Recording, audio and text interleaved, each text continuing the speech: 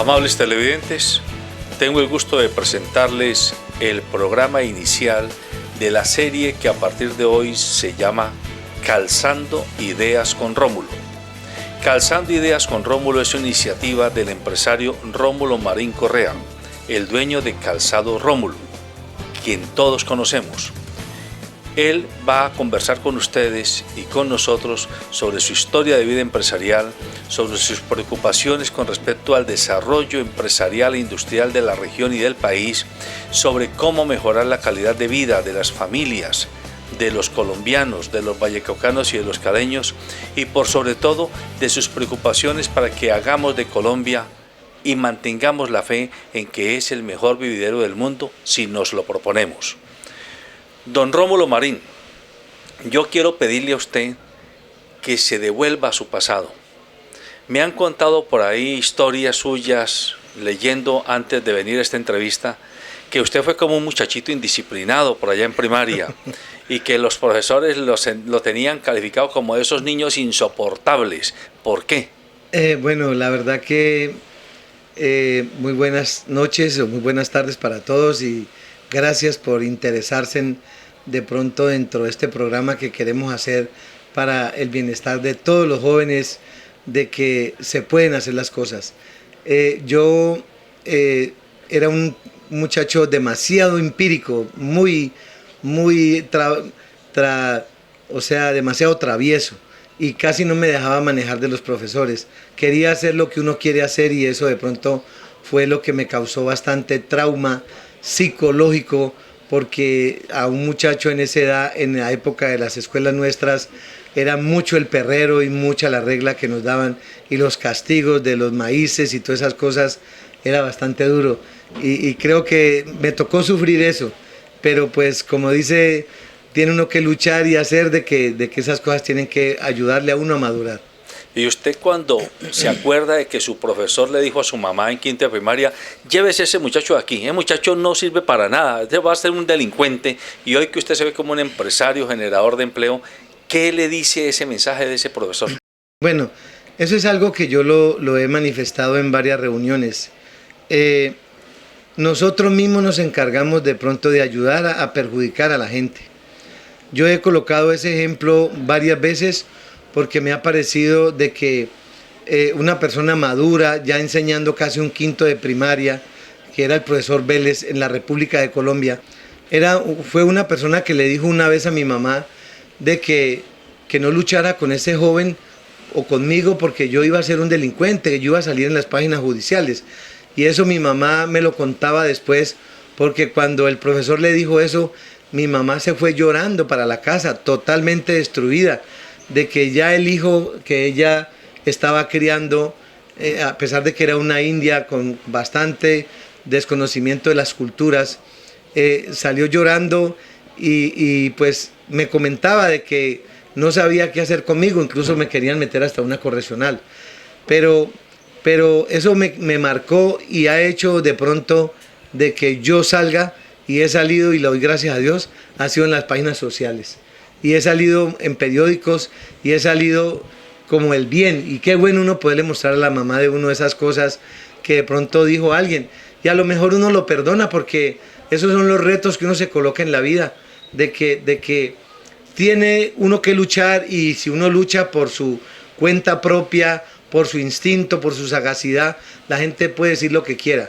Pero uno se propone a las cosas, a salir adelante, y eso es lo que estamos mostrando nosotros aquí, de que se puede hacer. ¿Su mamá vive, Rómulo? No, qué tristeza, ya como 5 o 6 años muerta. Pero su mamá lo vio exitoso, ya hecho un empresario. ¿Y qué le decía ya viéndolo a usted hoy hecho un empresario? No, mi mamá muy orgullosa, muy contenta, pues ella de antemano, siempre yo fui ese niño que nunca ella pudo besar, porque yo era ese muchachito que yo no me dejaba ni coger de la mamá, yo no me dejaba abrazar, yo era ese muchachito que mi mamá, aparte de pegarme la pela por la noche, me decía a mí que cuando yo llegaba a la casa a las 12 de la noche, que me subía por encima del techo, ella me decía que cuando yo estaba acostado, me amarraba, y mientras me amarraba me daba 2 o 3 besos, porque era la única forma de darme un beso. Y por la mañana ya me soltaba para darme juguete, porque cuando me iba a dar juguete por la noche yo despertaba a todo el barrio, mejor dicho. Entonces por eso mi mamá habituaba eso, pero realmente sí es bastante triste darse cuenta hoy en día uno como ya adulto de que hacer sufrir la mamá, yo creo que es algo que nosotros tenemos que pensarlo muy bien, porque el solo hecho de salir uno a la calle, en esa época no había teléfono, eran las 11 de la noche y una mamá sin saber dónde anda uno de sus 10 hijos es algo que verdaderamente uno hoy en día que es padre se da cuenta. Claro. Porque yo veo mis hijos, que yo soy padre de 10 hijos hoy en día, y me hace falta un hijo en la casa que no ha llegado, y uno se da cuenta y se acuerda de la mamá, cómo la hacía uno sufrir, y eso es bárbaro. Rómulo, cuando ese niño es sacado del colegio de quinto de primaria, tendría dos caminos: o agarra la ley de la calle a hacer delincuencia y comenzar a recorrerla arriba abajo, o se pone a hacer alguna otra cosa. Usted decidió ponerse a hacer algo, comenzó a llevar almuerzos a alguien. Cuéntenos esa historia. Bueno, yo llevaba almuerzos, también cargábamos agua, ahí en el barrio Villa Colombia. Ahí había una pila de agua, de ahí nosotros, entre 3, 4 muchachos, nos encargábamos de llenar todas esas tinas de agua con unas canecas que eran de Manteca La Garza, de allá de Tuluá. Esas tinas las llevábamos en el hombro y nosotros nos ganábamos 50 centavos, creo que le daban a uno por eso. Y era una sobrevivencia vendiendo arepas, haciendo muchas cositas que hacía uno en el día, porque mi mamá hacía arepas también, molíamos el maíz, vendíamos las arepas. Para poder desayunar había que vender las arepas para poder comprar el chocolate o la carne. Empezó mal el programa. Entonces son cosas que se recuerda a uno y son bastante fuertes. Pero esa es la historia de vida y usted es un ejemplo para la comunidad y especialmente para los jóvenes, para los nuevos emprendedores. Sí, es fuerte porque por eso uno nunca debe dejar que se le suba el dinero a la cabeza. Ni el poder. Ni el poder. Ni la importancia. Bueno, Rómulo, pero venga. Usted entonces comienza a llevarle almuerzo a un zapatero, me contaba. Sí. Y ese niño, ¿tenías 14 años? 14 años. 14 años, llevaba el almuerzo y no se devolvía con el vianda, sino que se quedaba allí. Sí, yo entré al taller de zapatos, la señora me dijo a mí, la mujer del señor, me dijo que si yo le llevaba el almuerzo al esposo, ella me regalaba el almuerzo.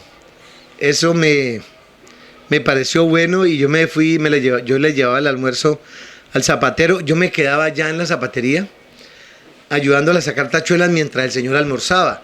Me empezó a gustar esa vaina porque mi mamá me decía a mí de que si yo no estudiaba me iba a tocar abrir chambas. Me iba a tocar que estar cargando ladrillos, haciendo construcción.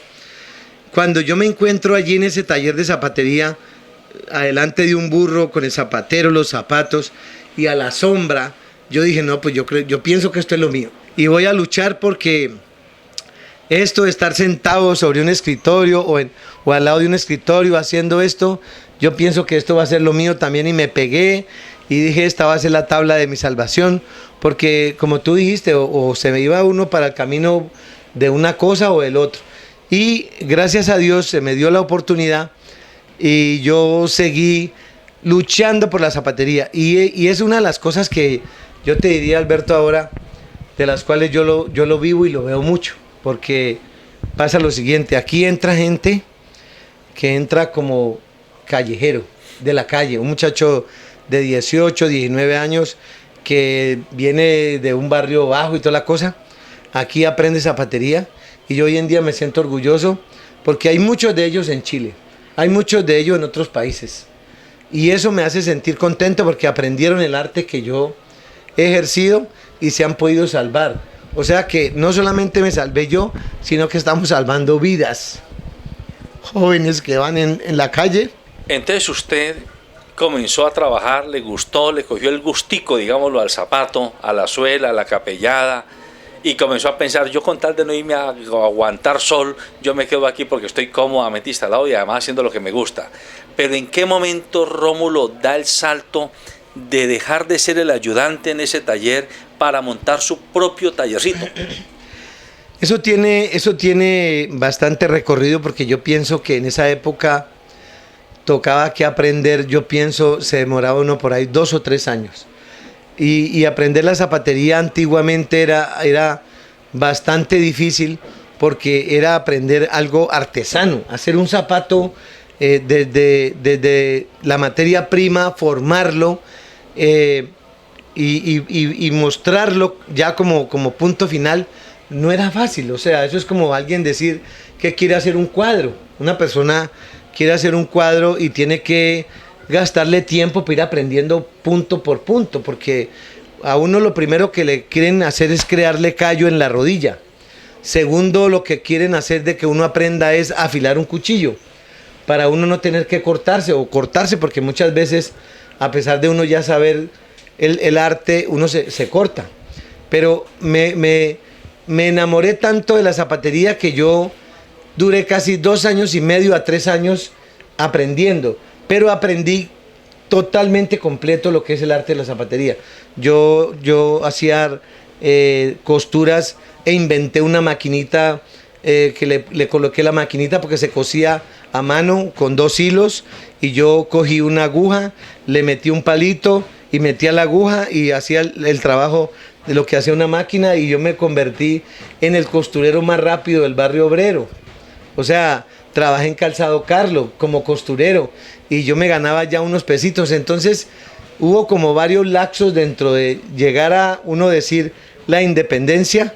Tuvo que haber pasado bastante por el tema de haber sido ayudante, independiente, guarnecida, y la modelada, que fue casi cuando ya yo entré a independizarme, a colocar el taller de remiendos. ¿Y eso fue en qué año? Eso fue en el año 1971, cuando murió un hermano mío más joven que yo, tenía 1 año menos, llamaba Roberto.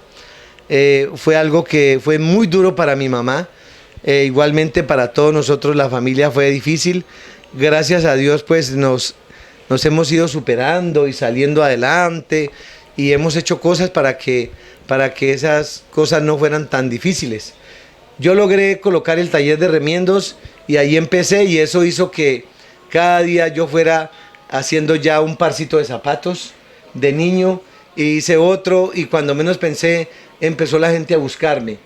Ya hice un modelito que gustó mucho y ya la gente de Villavicencio se dieron cuenta que yo hacía zapaticos y me dejaban hasta los cheques para que yo hiciera el zapato, y cuando ya hiciera el zapato cobrara los cheques.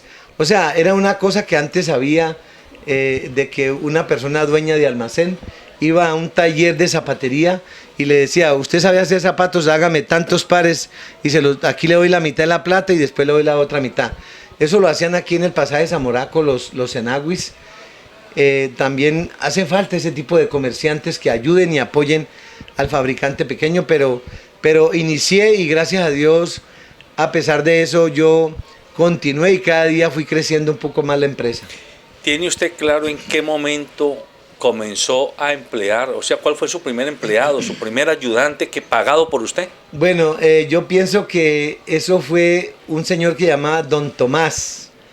Ya contraté zapateros cuando yo ya tenía el tallercito, contraté zapatero, llevaba yo a guarnecer el zapato al barrio obrero, ya me conocía yo el rodaje de la situación. Una de las cosas que me ayudó mucho a mí también fue de que yo me iba preparando en base de lo que yo iba haciendo. Si yo era soldador, aprendía lo de soldadura. Si era guarnecedor, aprendía lo de guarnecida. Si era de modelaje, aprendía de modelaje. Cuando me tocó que empezar a comprar productos, aprendía de compras. Cuando me tocaba que vender los zapatos, aprendía de ventas. Entonces todo eso me encerraba y me ayudaba, de que yo tenía que aprender de cada paso de lo que era ser un empresario. O sea, tenía que irme capacitando. Bueno, entonces ese punto nos permite preguntar. A Rómulo lo echaron del colegio, porque según el profesor era mal estudiante y no servía para estudiar. Pero no se trata de que a usted no le gustara el estudio. De hecho, usted lo que ha hecho es estudiar toda la vida.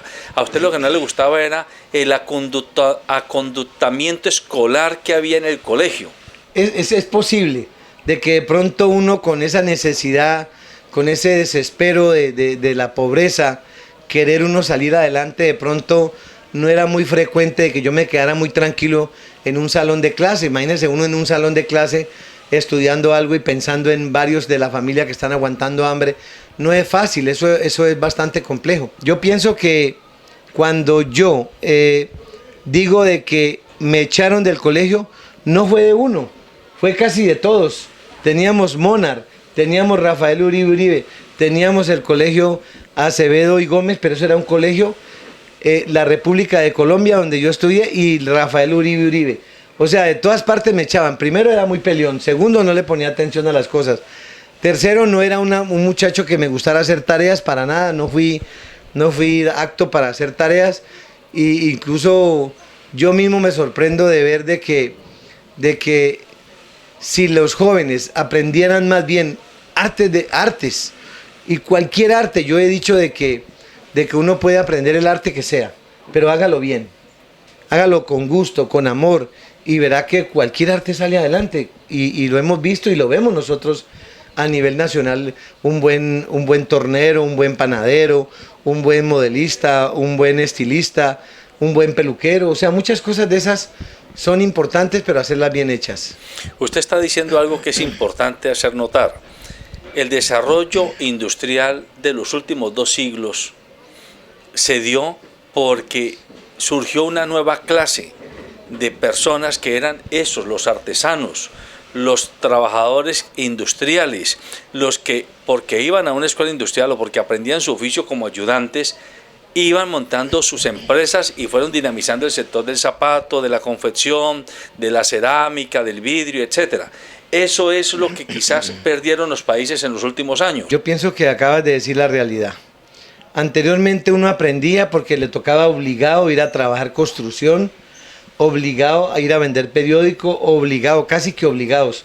Lo mismo que decía, por decir algo, el doctor Roberto Ortiz, cargar canastos en la galería. O sea, eso también me pasó a mí.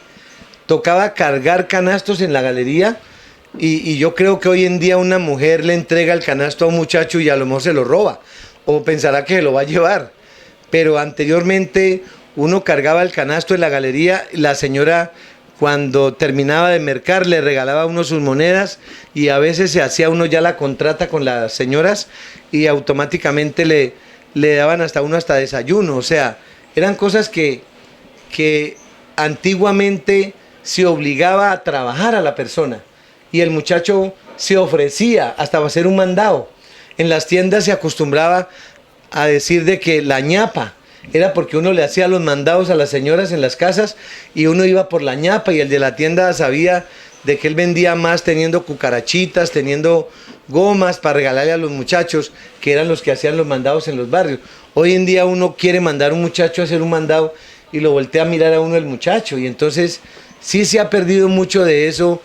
De pronto en los países tan avanzados, donde realmente se trata de cuidar bastante al joven, pero aquí queremos usar una cosa como democrática, pero realmente no es democrática, porque la necesidad de allá, de otros países donde no se le puede corregir al hijo, no es igual como los que hay que corregir aquí en nuestro país, que es lo que uno de pronto demanda. No es igual, porque los muchachos de por allá no requieren ir a rebuscarse la comida. Los nuestros nos toca rebuscarnos la comida.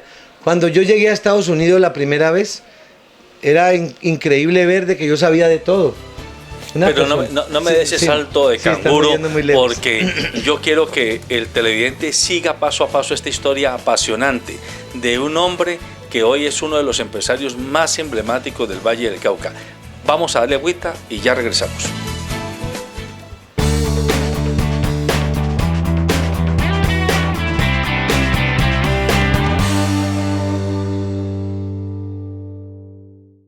Calzado Rómulo, una familia avanzando hacia el futuro. Calzado Rómulo es la respuesta a tus necesidades y tiene el zapato más cómodo para tus pies, con una gran variedad de líneas para cada ocasión. Calzado Rómulo, el verdadero bienestar para tus pies. Encuéntranos en los principales almacenes del país. Colombiano, compra colombiano. Estás viendo Canal 2, el canal de nuestra gente.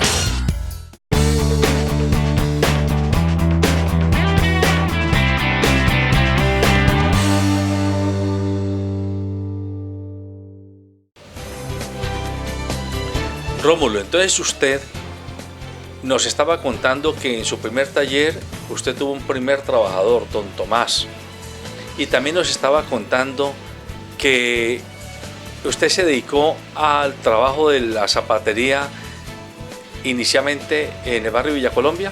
Del barrio Villa Colombia. O sea, en todo este entorno. Y ese tallercito que comenzó en Villa Colombia, ¿cuánto tiempo lo tuvo allí? ¿Después a dónde lo llevó?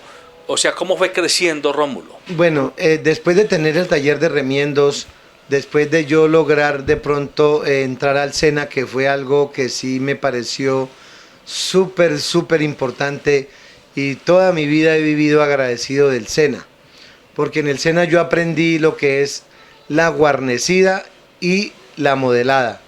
Y no solamente eso, sino que ya yo tenía mi tallercito de remiendos en el barrio Villa Colombia, en la 8ª con 40.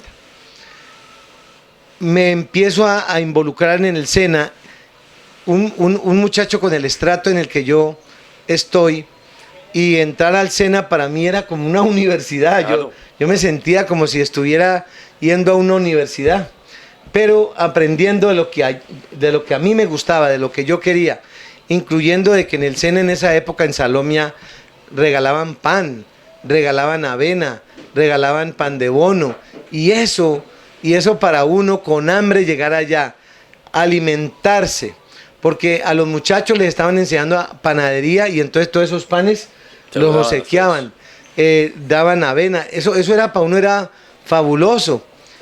Entro yo ya me peinaba, me vestía yo más o menos bien arregladito, y entré a conocer gente que ya sabía el arte de guarnecida y otros de modelaje. Cuando entramos al de modelaje, me encuentro con un señor, don Pedro Turichima, un señor que era dueño de American Shoes, estaba en su época el señor, y me invitó a mí y a 3 modelistas más a que saliéramos a darnos un lunes de zapatero, que se acostumbraba muchísimo. Este señor me montó en un carro casi último modelo. Eso para mí era también algo que, o sea, a medida de que uno va creciendo, uno va saliendo, se va dando cuenta que hay muchas cosas que pueden estar a favor de uno, y eso me parecía grandioso, y eso me esforzaba a que yo quería seguir para adelante. O sea, como que había encontrado el camino que tenía que recorrer, y eso es ahí donde uno tiene que, o se acaba el camino o se acaba el bobo, pero tiene uno que volverse una persona ordenada permanentemente a hacer la tarea que uno se ha propuesto. Y yo quería hacer zapatos, y gracias a Dios lo logré. El SENA se interesó por mí en vista pues de mis capacidades en cuanto a la zapatería, quiso de que yo fuera profesor, me colocaron en un taller que llamaba PPP, Promoción Profesional Popular. Me iban a buscar a donde yo estuviera para que yo liderara ese programa. Yo les comenté que yo no tenía estudio, me dijeron que eso no era problema para ellos. Me quisieron llevar al SENA de Tuluá, porque eso fue aquí en Cali.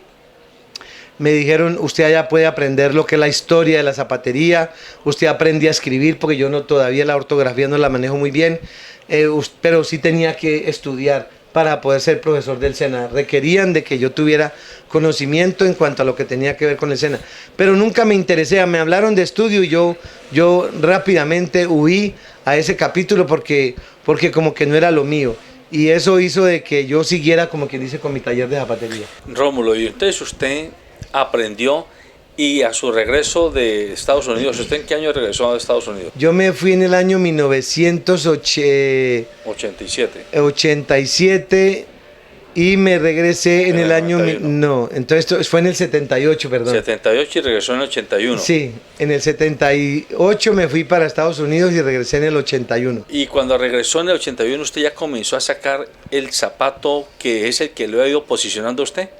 No, nuevamente volví a retomar zapato de niño y niña, y hacíamos zapato escolar, que es una de las cosas también que nosotros estamos buscando realmente, de ver cómo logramos hacer de que se puedan hacer bastantes zapatos escolares para darle a los niños, que es lo que uno mantiene siempre latente a toda hora, pensando en que ojalá se pudieran organizar empresas a nivel del Valle del Cauca solamente para hacer zapato colegial para el gobierno, para que le regale a la juventud, y eso te va a generar muchísimo empleo, te va a economizar dinero a ese salario mínimo, por eso le llaman salario mínimo, porque es lo mínimo que puede haber dentro de los salarios, pero empecé con el zapato de niño y después cambié al zapato de dama y hoy en día hacemos zapato de hombre y ya estamos queriendo hacer un zapato tipo tenis, un zapato, pero a todo momento mirando lo que es la comodidad y el confort. Bueno, vamos a dar un salto en el tiempo y vamos a tratar de llegar a Rómulo, ya empresa consolidada, que fue uno de los mayores exportadores a Venezuela. Así es, ¿no es cierto? Sí. Bueno, y esto lo digo porque precisamente ahora tenemos una crisis colombo-venezolana muy fuerte, cada vez más complicada, que comienza a parecerse a lo que ocurrió en la década de los 90, cuando usted, que era uno de los empresarios que más exportaba, terminó casi que quebrándose por consecuencias de este negocio. Explíquenos cómo vivió ese drama, esa crisis tan dura que tuvo como empresario en esas épocas. Bueno, en la época de Venezuela, yo, en vista de que cada día crecía más y crecía más aquí en Colombia, y venían muchísimos talleres pequeños detrás de Calzado Rómulo, me fui abriendo yo espacios al exterior. De antemano creamos en Venezuela una comercializadora, gracias a Dios en lo que tiene que ver con Venezuela, existe mucho italiano, mucho español, mucho árabe, o sea, hay gente de muchos países. Cuando llega la marca Rómulo como zapato a Venezuela y con ese nombre, con esa figura de la loba, con ese prototipo de zapato casi que similar al de ellos por allá en la parte de Europa, porque en Europa se ve mucho el zapato de señora, porque ya Europa ya tiene 500 años, entonces eso se refleja muchísimo, el zapato especial para la mujer de edad. Veo eso en Venezuela y pareciera que como se me hubiera abierto, pues igual como lo digo, un país entero para que mi producto entre a Venezuela, y eso fue la causa. Todos esos europeos allá en Venezuela que tenían tiendas, ya los pedidos eran unos pedidos grandes, importantes, hasta que tocó llegar a colocar una comercializadora en Valencia, donde se tuvo, y ya la mayor parte de zapatos se vendían en Venezuela.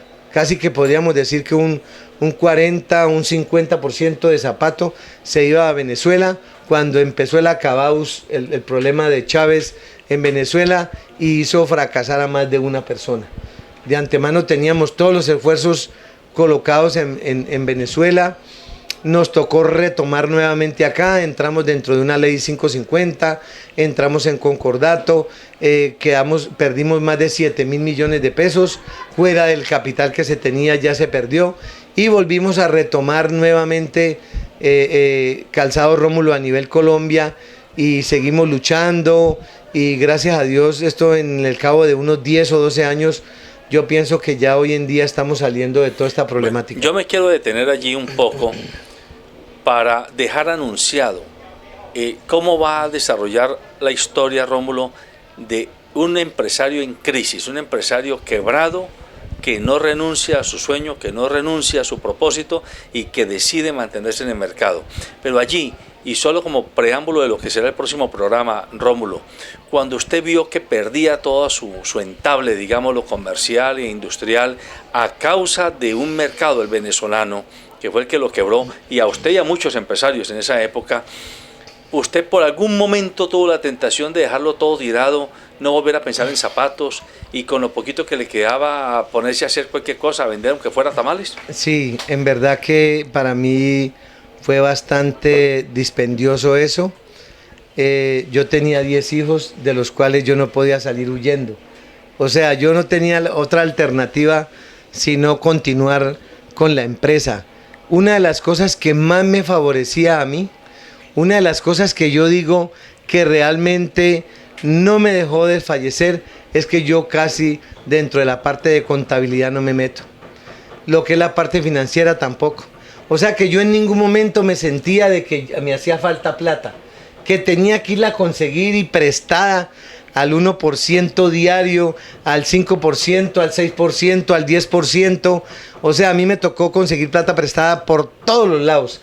Pero yo no me imaginaba de pronto lo que me costaba, porque nosotros hacíamos cuentas en una época con el gerente y me decía, don Rómulo, ¿sabe usted cuánta plata pagaba mensual en solo intereses? Casi 200 millones de pesos mensual. Pagaba solamente en intereses. Y yo mismo lo escucho y a mí me parece mentira porque como que no he tenido esa imaginación del dinero, no soy el amigo de mantener que yo me gano tanto, que dónde está la plata que yo me gano, no. Yo he sido el amigo de hacer y hacer y hacer y hacer, y yo creo que eso es lo que me ha dado resultados. Si yo hubiera sido una persona numérica, yo te garantizo que llegan y me dicen a mí, vea señor, usted está así, usted está así. Yo sabía que me decían que yo estaba ya, había perdido 7.000 millones y que esto y que lo otro, y que yo sabía, pero yo seguía vivo. Y una de las cosas que he hablado yo también es de que mi Diosito a mí me ha tenido, como quien dice, en prueba, o me ha dado esa oportunidad. Pero cada que yo me veía ya cogido del cuello, que ya, como quien dice, ya me iban a echar así, se me aparecía la Virgen.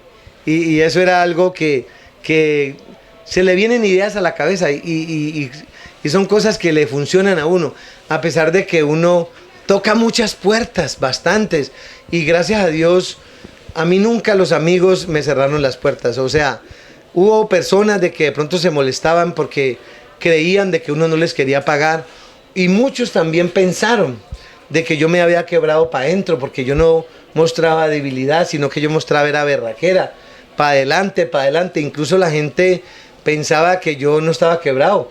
La gente decía, ese tipo está haciendo el quebrado para robarlo a uno. Entonces de pronto esa gente se molestaba, pero en realidad quedamos en una situación, pero yo no me podía poner a llorar, ni me podía poner de pronto a estar diciendo que estoy mal o algo, porque si yo digo eso, automáticamente la gente va a decir, pero si ya está usted mismo enterrándose, difícil. Bueno, amables televidentes, Calzando Ideas con Rómulo. Este es el programa donde a partir de la historia de vida empresarial de un hombre vallecaucano, tulueño para más señas, nos está mostrando que sí se puede, que así como él lo dice, cuando tú trabajas con tenacidad, allí cuando ya llega el momento más oscuro es porque va a llegar la luz. No, como dice el refrán, nunca hay más oscuridad que antes del amanecer. Esa es la historia de vida empresarial de Rómulo. Y con Calzando Ideas con Rómulo vamos a seguir con su historia en el próximo programa. Buenas tardes.